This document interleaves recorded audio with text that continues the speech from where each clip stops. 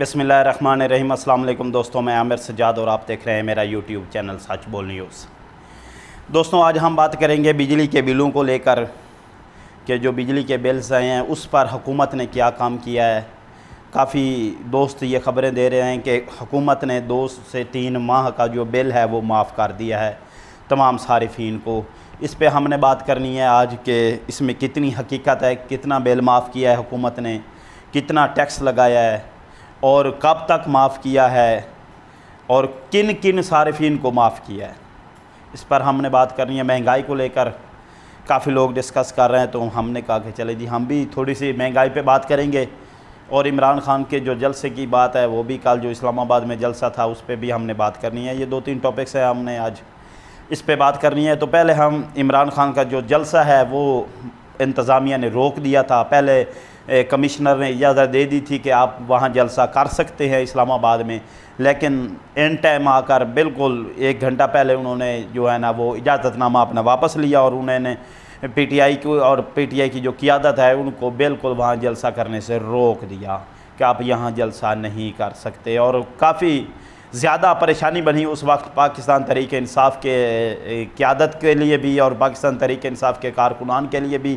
کافی حد تک ان کو پریشانی ہوئی کہ اینڈ ٹائم آ کر بالکل بار وقت آ کر ان کو روک دینا ایک سیاسی انتقام ہے، اور یہ ہمیں بھی پتہ ہے کہ جس طرح سے وہ سیاسی انتقام لے رہے ہیں، بہت ہی خطرناک اقدام کیا انہوں نے۔ جب آپ نے اجازت دے دیا تو پھر آپ کو چاہیے کہ آپ جلسہ ان کو کرنے دیں، لیکن چونکہ انتظامیہ کیا کر سکتی ہے، انتظامیہ کے ہینڈلر جو ہیں وہ انہوں نے ان ٹائم آ کر انہیں روک دیا کہ آپ یہ جلسہ بالکل نہیں کرنے دیں گے، یا جس کی وجہ سے انتظامیہ کو ایکشن میں آنا پڑا، اور انتظامیہ نے آ کر پاکستان تحریک انصاف کی قیادت کو روک دیا کہ آپ یہاں جلسہ نہیں کر سکتے ہیں۔ ان کے پیچھے جو مسلم لیگ نون ہے اور ان کے جو حواری ہیں جو مسلم لیگ نون کے ساتھ پیپل پارٹی والے یا دوسرے پارٹیاں جو بھی ان کے ساتھ چل رہی ہیں، ان کی کوشش بھی یہی تھی کہ یہ جلسہ نہ ہو۔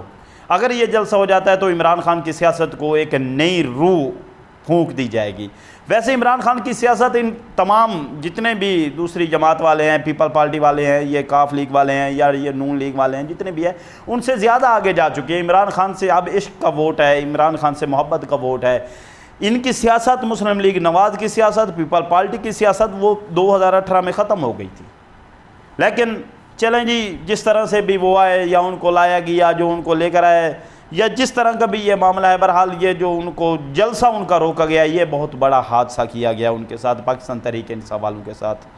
تو یہ ان کو روکنے میں بھی جن لوگوں کا کردار ہے انہوں نے بھی غلط کیا۔ یہ جلسہ ہونا چاہیے تھا، اور یہ ان کا جمہوری حق ہے، وہ ان کا آئینی حق ہے پی ٹی آئی کا، اور پی ٹی آئی کے چاہنے والوں کا۔ بالکل انہوں نے پوری تیاری کی ہوئی تھی، پوری طاقت کے ساتھ وہ جلسہ کرنا چاہ رہے تھے، پوری پاور کے ساتھ وہ جلسہ کرنا چاہ رہے تھے، اور بڑا شاندار جلسہ ہونے جا رہا تھا۔ ملک پاکستان کی طریقہ ایک بہت بڑا جلسہ ہونے جا رہا تھا۔ پاکستان تحریک انصاف کے سینئر قیادت نے کافی حد تک محنت کی کہ کہیں نہ کہیں ہماری جو یہ رکاوٹ ہے وہ دور ہو جائے، لیکن اس میں دوری نہ ہو سکی۔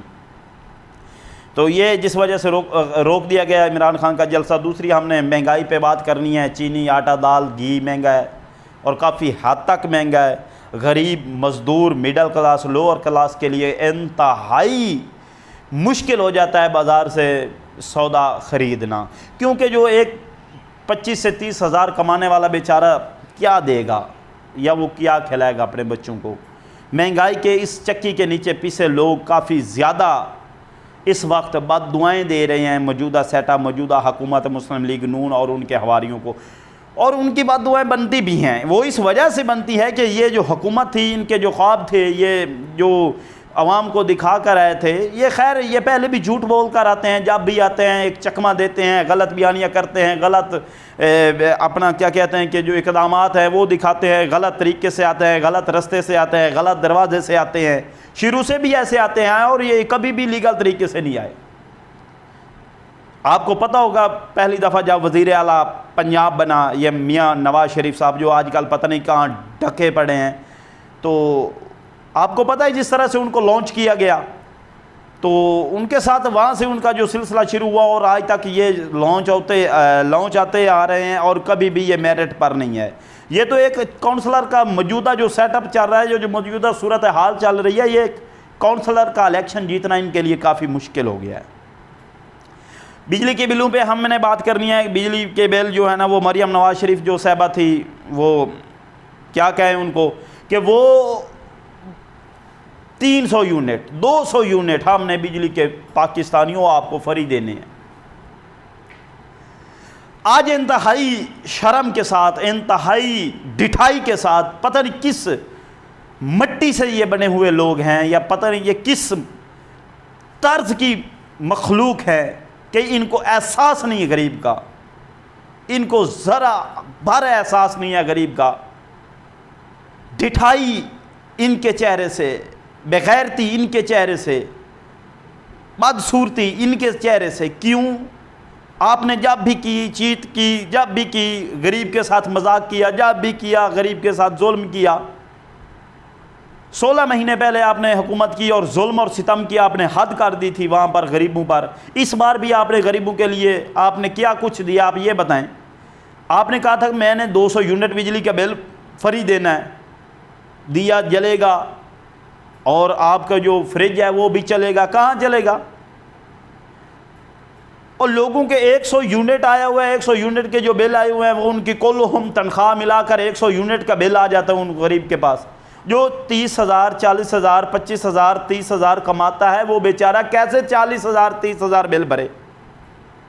جس کی کلہم آمدن 30,000 ہے، اس کو بجلی کا بل 35,000 آیا پڑا ہے۔ یونٹ اس نے کتنے استعمال کیے ہیں جی؟ 100 150۔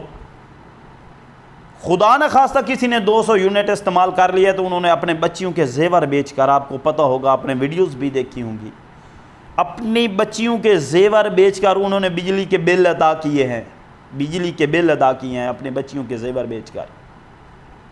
آپ پتہ نہیں کس طرح کی مخلوق ہیں، آپ پتہ نہیں کس طرح کی دنیا میں رہتے ہیں۔